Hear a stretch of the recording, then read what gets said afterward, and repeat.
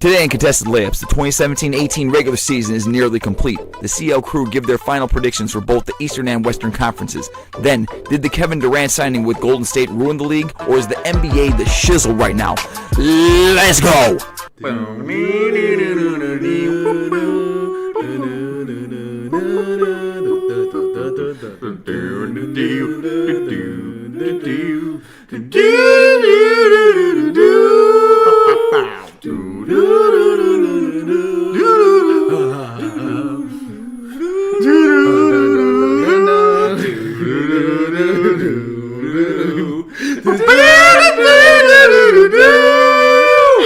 What up? What's going on? What up, y'all? What's up, guys? This is episode 24 of the Contested Layups podcast. Tonight we got V. Yo, it's Raul, OKC all day, baby. Let's go. it's Eddie. Yeah, it's me, John. Remember, you can find us on Facebook and Instagram.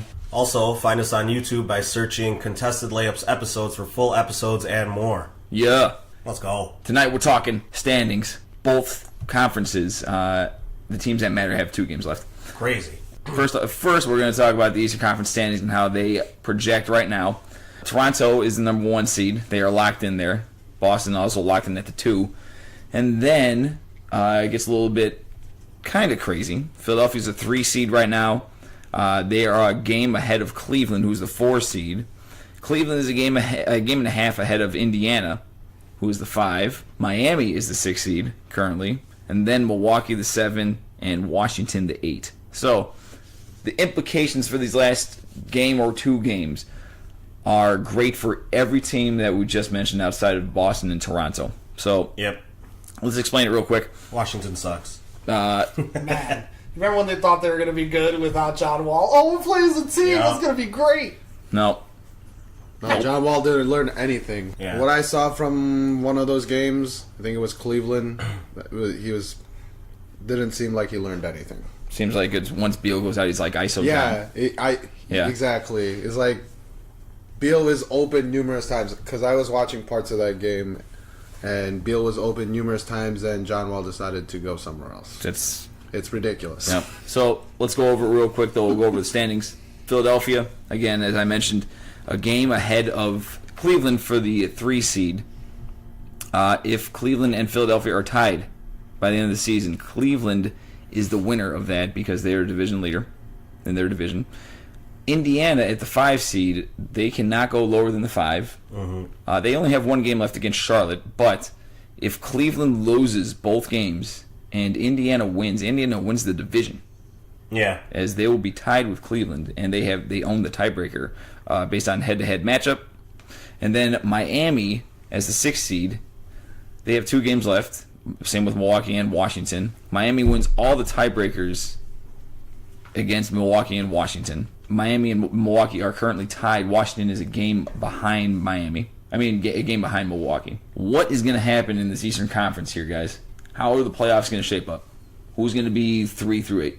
I got Philly locked in at the 3 seed. Philly at 3? Yeah. So Philadelphia plays Atlanta and Milwaukee in the last 2 games? Yeah. I think Philly's going to win both of those games. They're going to be locked in at 52-30. All right. And Cleveland will probably split. Cleveland plays New York, both games. First game at New York, second game at home. They'll be at the 4 seed. They'll be the 4, yeah. Yeah. Indiana stays at the 5 seed. And then it gets crazy. And then it gets a little nuts, huh? Yeah, then it gets a little nuts. I have Miami losing both games. Who's Miami playing? Miami plays Oklahoma City and Toronto. That's going to be rough because, maybe... I don't know. Toronto hasn't taken any breaks. They've been trying to play. They've been trying to play this whole time. So it's not like I don't think they're going to rest anybody. And then OKC, obviously, every game matters for them, and they're playing with purpose. So I actually have Miami losing both games, which will put them at 43-39. Which will, if Milwaukee splits, so Milwaukee wins against Orlando, loses to Philadelphia. Yeah. All right. They will slide up to the 6th seed, and if Washington wins both, they'll be the 7th seed, making Miami the 8th seed. Wow, that'd suck for Miami. It would really suck for Miami. Obviously, you kind of want to be that 7th seed if you can. Yeah. But because you want to play Boston in that first round. But, I mean, honestly, if you're Miami, I think you got to feel good about playing either Toronto or Boston. Boston doesn't have enough. But even then, again, we talked about Boston last week. Right. And I still wouldn't want to face those young guys in the series. So That's who's Milwaukee playing? Milwaukee plays Orlando and Philadelphia. At home to Orlando, at Philadelphia. Yeah, so I got them splitting. Who you got? I think they're going to lose to Philly. I think I got the same thing, except, man, I feel like I do think Miami's going to win one game here at the end of the season. I think they'll beat Toronto, actually. Just because either I know OKC, just because how Miami plays, every year they're in the 8th seed and they have a game here and a game there, and they've dropped out. I believe they dropped out a couple playoffs, but now they're in for sure. So I think some of that pressure to make it's in. So if they split, they'll be okay. But that's about it. They'll probably stay. What is that? Milwaukee has 2. They'll probably be the 7th. I think they'll be the 7th seed. Yeah, that's where. And if I think they Milwaukee? split. Milwaukee? No, Miami. Oh, Miami will that's be the perfect 7th for seed. Miami. Miami will be the 7th seed. Milwaukee will be the 6th seed. Indiana and Cleveland stay where they are. And Washington, I'd love to just replace Washington with like the Detroit Pistons or anyone.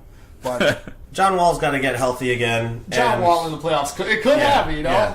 He's had a couple good playoffs the last couple of years. He really has. I mean, but it's just been such a dysfunctional season for that franchise. Like, one thing's for sure, the playoffs are a whole different story. Regardless of how you closed out the regular season or not, I feel like that kind of doesn't carry over so much into the playoffs. No, it doesn't. Especially when you know you've made it. If you're not like the West and you're playing, and every game is super important. Yeah. Like they know that they made the playoffs. Okay, we're playing for our seed, but it's not as big of a deal as playing for a playoff spot. Yeah, playing for your life. Playing for your season, really. Yeah. John, who you got? What's going to happen in the East? I got pretty much the same as everybody, except I would slide Miami down to the 7th. You think Miami's going 7? Yeah, I think Miami's going to the 7th. And Just because their schedule. yeah, exactly. I don't think Toronto is gonna play. This is the last game. They're not gonna play any of the starters, in my opinion. So you think Miami wins that game? I think Miami wins that game. But they lose Oklahoma City too. Yeah. What happens if Cleveland drops both to New York? Indiana wins. Yeah, then either way, Indiana Cleveland will be The 4 seed? Cleveland can go no lower than the 5th 5. seed. Okay. Yeah. They can be the They 5. can't get any lower than I the was 5. like, man, yeah. because in the West, you lose 2 games. You're done. Yeah. I think what's going to happen, actually, I think Philadelphia is going to split. I think they're going to lose to Milwaukee in the last game of the season. You love Milwaukee. I do, but Philadelphia's on a 15-game win streak or whatever. I don't know, 14-game win right now. They'll beat Atlanta because Atlanta's terrible. But I don't know. I just don't see them. I think they might actually kind of rest guys for that game for some reason. If Philadelphia loses that game to Milwaukee, I can see Cleveland sneaking up and being the 3rd seed. And that, I mean, if Cleveland wins both games, LeBron's playing in all 82, so he's not taking a rest game. And then Indiana will stay at the 5. Miami, here's what I think about Miami is that I don't think Miami is scared of anybody. Exactly. Yeah. Miami's, yeah, Exactly. go ahead, yeah. Professionals on that team, a lot of For real though, Yeah. they're guys who are just Spolstra with a game plan over 7 games. and Pat Riley. Pat Riley's never been Pat scared Riley, of a the evil challenge. genius of the NBA. Like, Definitely. It's interesting because a lot of those guys are role players, but they're like in their primes. Yeah. Oh, they're not young guys, but they're not old either. Yep. And there is a lot of playoff experience down in Miami. So that's a very scary team. They can beat anybody. They have a chance to beat anybody in the East except Philadelphia. Yeah, I'd have They to agree. can't beat the Cavs. They're not going to beat the Cavs. Come on now. They have a What, legit one chance. game They have a chance. They have a chance. I'd say they have a versus the chance, yeah. Cavs. Cleveland, I mean, yeah, I agree. Cleveland's not as good, and Miami has the athletes to be able to switch on LeBron. Yo, nobody can switch on LeBron. No. I'm saying from throwing 3 or 4 different guys at LeBron, not just having one player guard LeBron the whole game. And on top of that, you have rim protectors. Man, You do? LeBron has the most dunks on people this year. I don't care. What's rim protection to the guy who owns the sky? Listen, I don't see Miami dropping. He I pretty don't much owns Miami if we want to really go there. This is true. I don't This see- is true. I don't see Miami dropping both. I see Miami losing to Oklahoma City. Actually, I agree. I think that game's way too big for Oklahoma City. As much as I want to see Oklahoma City miss the playoffs for my prediction to be right, but then I see Miami beating Toronto. I see Milwaukee winning both. I see Milwaukee as the 6. Washington might win both. Actually, I could see Miami in the 8th because Washington could win both. Yeah, if they win both, they're at 44 and 38. And Miami will be the same? If Miami splits, they'll be the same record. No, then Washington will still Do you be think the 8th. Washington's going to win both? Washington will win both. Nah. Boston They're and gonna Boston and lose Orlando. a game on purpose. No, they don't want to be the 8. They want to be that 7. But they can't. Because Miami will beat Toronto. This shit is so confusing, dude. It's about to get way more confusing when we talk about the West, which we're about to do right now. Our second segment tonight, guys, is about the Western Conference playoffs, which has been ridiculously crazy. OKC, baby, let's go! So the East was a little confusing. The West is about to just blow our minds. All right, so Houston's locked in at the 1. Golden State locked in at the 2, and then, as of this recording, Portland at 48 and 32 is the 3. Utah at 47 and 33 is the 4. New Orleans 46 and 34 is the 5. San Antonio 46 and 34 is the 6. Or OKC 46 and 34 is the 7. Minnesota 45 and 35 is the 8, and Denver still with a chance at 45 and 35 is the 9. The tiebreaker scenario is ridiculous. We kind of went over this in our pre-show here at Contested Layups. So I don't really want to go over that entire thing because that took a while. Let's go over the schedule real quick. Portland has 2 games. Everyone has 2 games left as of right now. Portland plays at Denver and home to Utah. Utah plays Golden State and at Portland. New Orleans plays at the Clippers and San Antonio. San Antonio plays Sacramento and at New Orleans. Oklahoma City plays at Miami and then at home to Memphis. Minnesota plays Memphis and at home to Denver, and Denver plays Portland and at Minnesota. So basically what's going to happen is that last day of the season, Utah, Portland, San Antonio, New Orleans, and Denver, Minnesota are going to determine playoff seeds. Regardless, I mean, I know Utah and Portland are in, and then San Antonio, New Orleans, that could be the winner gets in, and then Minnesota and Denver, that game will determine who gets in also. Yeah, win you're in, baby. It's going to be win or go home. It literally is going. It could be. Hopefully, it will be 3 games or 2 games of win and go home, where it's Spurs and Pelicans, and then Timberwolves and Denver. That's crazy. But what has to happen is Denver has to beat Portland at home. Yeah. That's going to be a tough game because Portland's playing everybody, regardless of what out of those 6 or 3 through 9 seeds. Every team's playing everybody. No one is resting anybody. Right. Because it's all hands on deck right now. It's all. And for Denver, they don't really know who they're going to face in the first round. So anybody can be their first round opponent. You are not playing for seeding. You're playing for your season. Yeah. You know, it would be hilarious if Memphis wins the next 2 games. So they play Minnesota and Oklahoma City. Oh. Yeah, that would be really funny because it would screw up their draft position, and then it would probably end someone's season. So. Oh man. That'll be the worst. That'll be the worst case scenario. What's going to happen in the West, guys? Denver's out. Sorry, Denver.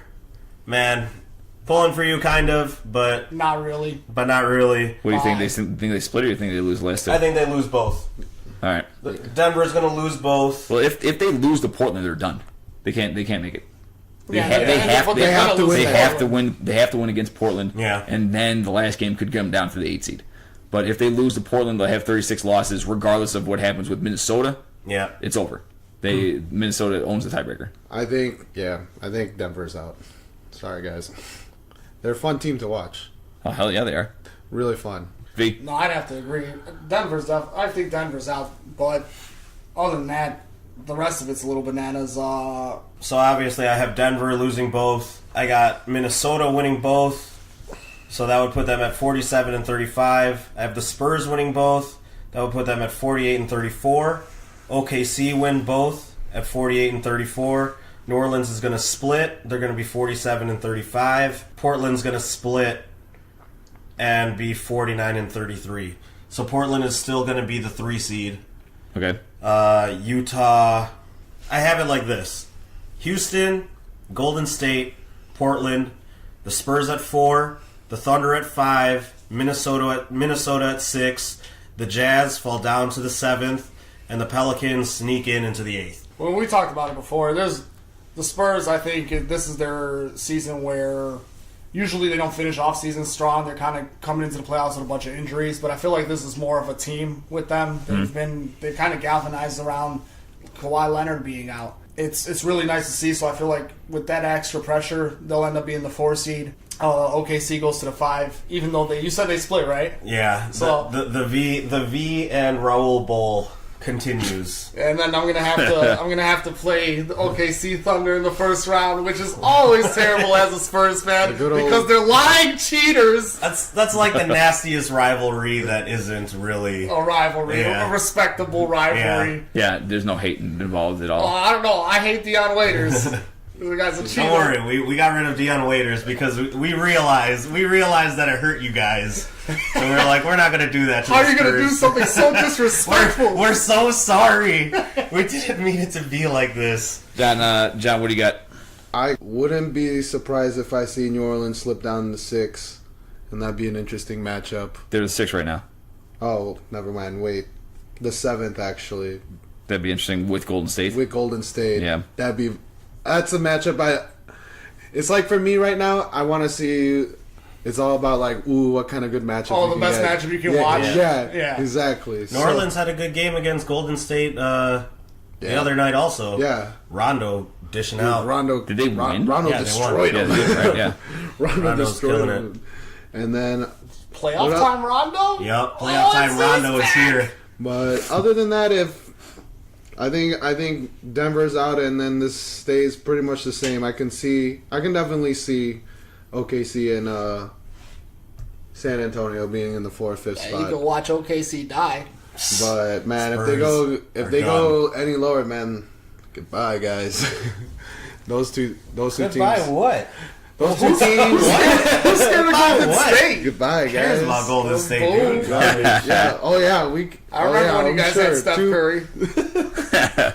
Quinn Cook, boy. I got Denver beating Portland.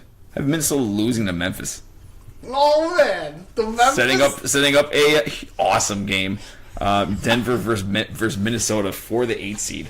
Let's see. Memphis just. Memphis is gonna win. Memphis is gonna beat Minnesota, and then OKC wins both. They'll beat Miami and then they'll beat Memphis. Memphis is not gonna beat Oklahoma City, and then San Antonio they'll beat the Kings.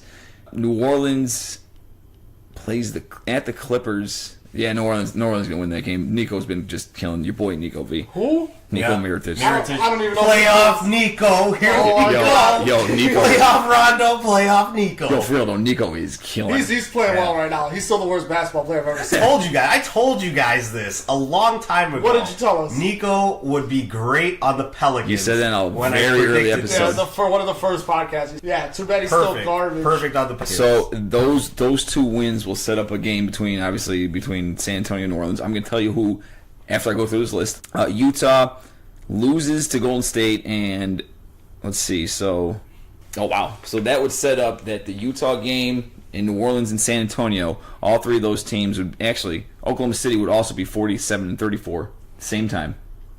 So all those teams will be playing for seeding. Utah obviously made it, but they'll still be playing for seeding. Coming down to the last day of the season, I have Portland beating Utah, so Utah falls, like free falls. So I got Utah losing both. Portland splitting. New Orleans and San Antonio, I'm going Pelicans, man. So the Pelicans 48-34, they go to the 4 seed. Oklahoma City wins, they're 48-34, so Oklahoma City and New Orleans into 4-5. Yeah. And then Minnesota and Denver. That game, because Minnesota have lost to Memphis. Oh man, I'm going Denver. I'm going Denver's in at the 8. So you're saying Denver's at 8 and Minnesota's out. Man, Minnesota's not out. looking Yeah, good. Minnesota's done. I think Minnesota loses both, and they are out. And Utah is in as the 7th seed. So everyone's got their little picks for the Western Conference in. This is an exciting time for the NBA right now. It's probably as exciting as the regular season's ever been. Right now, it's exciting. Yeah. Right now, this is the most exciting thing that's happened as far as playoffs go. Yeah. But if you think about the regular season to this point, earlier, if you think about all the mentalities of the teams, it was just like whatever, we're gonna make it to the playoffs. So that's kind of how they played ball in my eyes through the regular season. There was not a lot of. I actually disagree with you. I think I think that a lot of the teams were a lot better, and a lot of the games have been a lot more competitive during the season. There's just such an influx of great talent that came into the NBA with all of these great rookies and not even just rookies, just second, third year guys who are still second kind and of third year developing. guys that are coming into their own, and a lot of the games have just been really competitive. A lot of the games have been close. For the most part, you got a lot of great games every night. OKC went on how many win streaks this season? They went on like 10-plus game win streaks. Jazz went on a win and they're streak. still Portland went on. Yeah, and all these guys are still fighting for a playoff spot, even with that win streak. And before you go on like a little win streak, and that might have been enough for you to get in. Look at the Pelicans. Pelicans were on like a 10, 11, 12 game win streak, and now they could still miss the playoffs. Yeah, definitely. It's crazy, man. Yeah, I mean, this race this year is a lot more entertaining because they're playing. There's so many teams. Yeah, there's so many teams that are so talented and that are playing such good basketball. Yep, and it's a damn shame. It's a shame that you are going to have a team that's going to miss the play, especially in the West. One team has to lose. That sucks. It really does. And they're all playing playoff caliber basketball. They really are. It's not like one team is in there and they're just like they kind of snuck in just because the numbers, like the Bulls last year. Yeah, and if you haven't been watching like the games, you've been pretty much watching playoff basketball for the past 2 weeks. Exactly. So I mean, it's going to be that even more. I like the build up of what, whoever's there, they really earned it. About the regular season, what I think is interesting is how the players moving to new teams, Durant going to Golden State, Paul George and Carmelo and Chris Paul, how when they formed their little super teams at the top of the league, the rest of the players got more playing time, got some shine, and they saw that they had to step up their games in order to compete in this league. And it's amazing how a power shift like that can affect everybody's overall performance. Let's discuss that a little bit. That's a great point, man.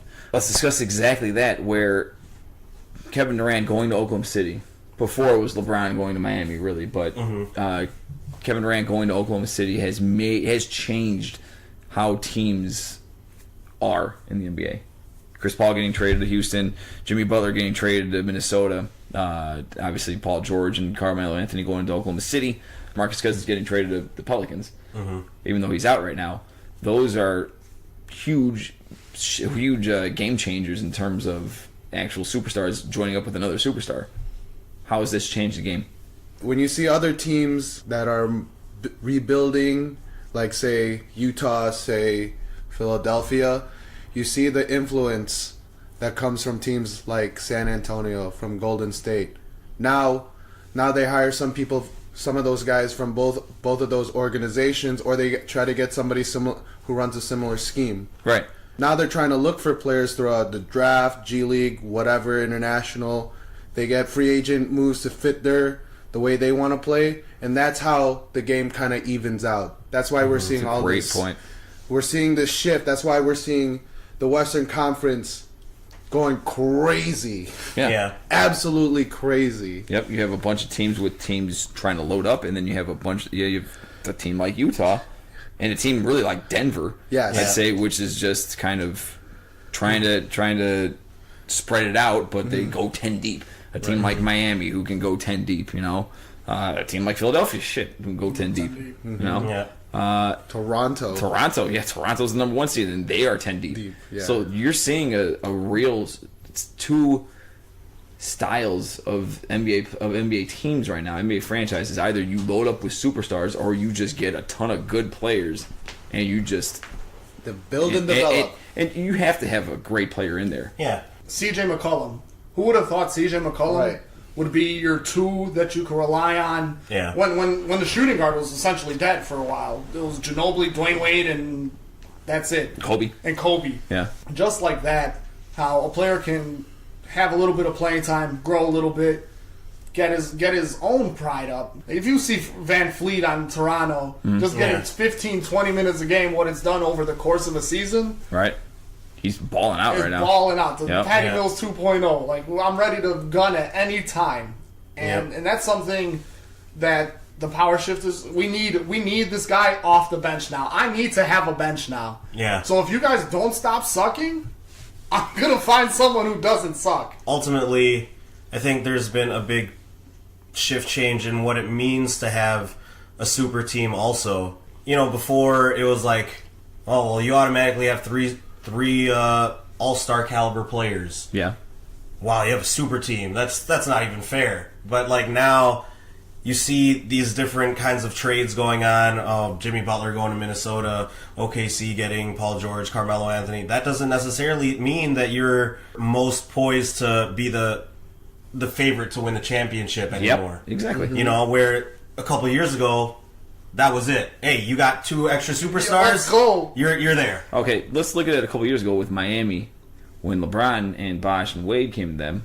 Those 3 were the big 3, but they loaded up with so many vets on that team. Well, they were the first to round it. That's Pat They were the Riley. first to round do the it. team. Like, That was the first to do it. No. They weren't the first to do it. Okay. I'll point another example. If you look at Villanova, they won twice in 3 years. Twice in 3 Yeah. years. And you can look at the whole Final Four. Those teams are not one and done players. Yeah. Yep, that's true. They've been there for 3-4 years, man. They were 3 or 4 years of veteran-laden college teams. My original thought to this was Boston was the first team where it kind of True. happened where they formed the big 3. They did it through trades, but yeah, you're right. They still formed it, and even in that first, I believe it was the first 2 years, they won it in their second year. And actually, no, they won in their first year, but what happened this summer to form the teams with Minnesota and Oklahoma City and Houston were all trades. So Yeah. Yeah, but that team, Boston, that really. team that won in Boston, the teams that lost in Boston, they were not well rounded off. They didn't know what was going on. That team that won in Boston was Tony Allen on your bench, and you just got the whole Goon squad. Was that Big Nate Baby? Robinson, Big Baby, Nate Robinson, Yep. Big Baby, Eddie House. Eddie Howe, exactly. So you have this bench of professional players that want to win and young athletes because Nate Robinson's the ultimate athlete. Right. And For real, though. and then you have a Goon and Big Baby who's just going to clean up everything. And it was like a complete team that worked. And then after they won, they had to pay all the contracts. They couldn't bring everybody back. They broke up a little bit. Yep. And then you saw that it wasn't a complete team. In Miami, when they won with Mike Miller, Udonis Haslem, dude. I think he's still on the Shane Heat. Battier. Still good. Shane Battier. Like, those are the true raw, and Golden State to the same those point. Those are great veterans. Mario Chalmers was a young player. He ran the point a little bit. You know,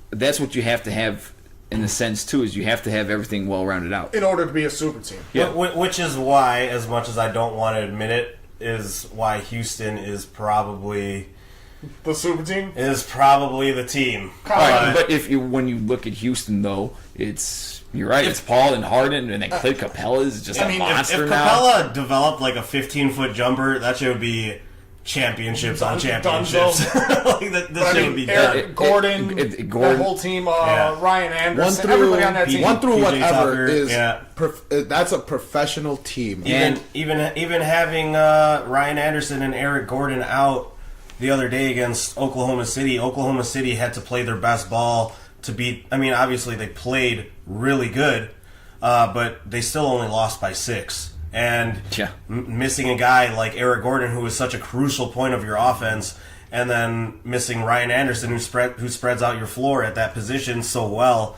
to only lose by 6 and against OKC, that's probably looked the best that they have looked all season. That's very impressive, dude. And just plugging in Nene there, just whatever. We'll just plug in Nene. And you never know when you're going to get Yeah. Eric Gordon to Ryan Anderson, where you just look at the score sheet and the box score says 130, and then you look at what happened during the game, and Ryan Anderson has 18 and Eric Gordon has 24, and you're just I'm hoping that some of this love though spreads out to the East. I know that the East is definitely getting better. Where it first happened when Miami got LeBron and they made their big 3, you saw a lot of people concentrating on what it takes to beat Miami to try to win a championship. Now what I think you're seeing is a lot of teams are attracted to going to the West because they want to play against that great team now in the Golden State Warriors. They want to play against them more. And that's why there's going to be another power shift in my eyes. The fact that, look, it's so easy to get into the playoffs in the East. That's why Blake Griffin moved over. That's why Gordon Hayward moved over. He was tired of dealing with all this stuff in the West. It is the East where it's known to be a little bit more physical, a little bit more tough. I think they still want to keep an essence of it. That's why you see Philadelphia. They run nice action at the top of the key, but guess where it's gonna go? It's either gonna go to Embiid or go to the basket. Or a three. And even with Boston, I mean that's a pretty. It's still a pretty physical offense there too. Defensively, they're physical. Yeah, they're very that is physical. true. Like there's The identities. It's just the different style of play in the Western Conference is full of teams that are all just focused on perimeter shooting and just spreading the floor. And and then the East is kind of more inside the paint. That it to an extent. Yeah. You have teams like Philadelphia, like Cleveland, like Toronto. They want to shoot a lot of threes. They really do. Yeah, that's true. They want to put them up, man. Everybody on Philly can shoot besides. I mean, even Embiid. Embiid can shoot threes, man. Yeah, except Simmons. Simmons can't shoot. But still, you see a lot of. I think just the athletes in the West are just a little more. The style of play is just a lot different. It's just you see 120, 130, and that's kind of how it's been for whatever reason since the 80s. Yeah. So, but we'll see what happens this year, man. I'm looking forward to these playoffs. We're gonna wrap up this podcast with our final thoughts. Who's first? Let's go. If Spurs play OKC, it's over. Better start thinking about that bet now, dude. No, I can't wait to take your money. But what I was going to say for my final thought is playoff Rondo. Yep.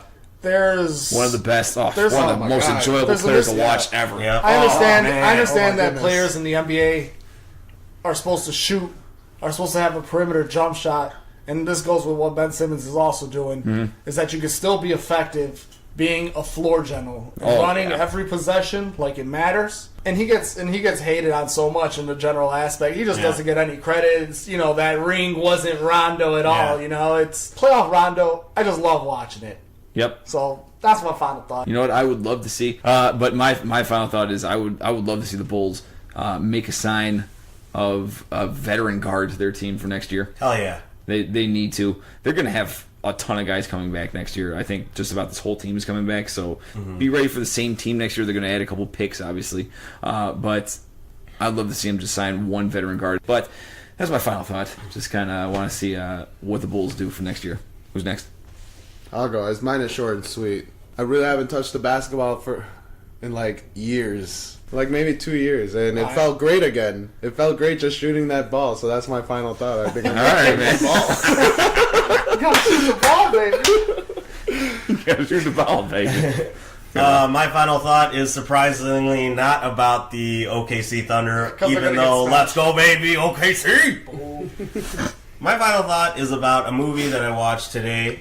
It just came out on Netflix. You guys should check it out. It's not a great movie, but the concept of it is pretty cool because I don't recall a movie that was about this before. It's called Amateur. Basically, it's about a 14-year-old high school basketball prospect, one of the best.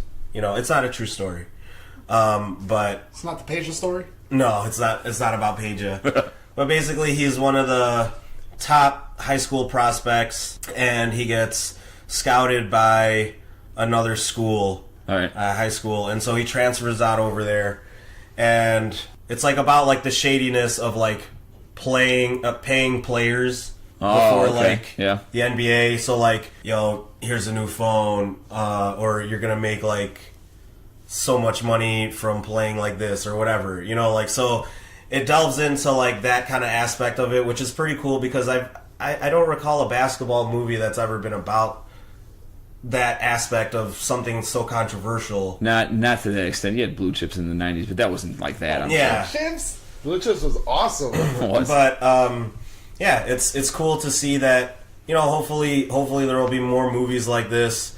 It happens so often for it to only be mentioned so often. Right. You know, for it to be covered up. Yeah, to be covered up how it is, and nobody's ever like really made like a movie like about that. So, cool. Amateur on Netflix, check it out. All right, cool, man. Thank you for tuning in to the Contested Layups podcast tonight. Thank you for listening. Yeah, remember you can find us on Facebook and Instagram. Don't forget to check us out on YouTube. Go to YouTube, search Contested Layups episodes, subscribe, and keep watching our videos. Keep listening to our stuff. And remember to rate and review us anywhere that you listen to podcasts. iTunes, Google Play. Yeah. Never mind. Shout us out, please. What? That's what you were trying to say. What? Shout out. It got me good. Got me good. All right, y'all. Have a great Monday. Thank you, everybody. Thank you.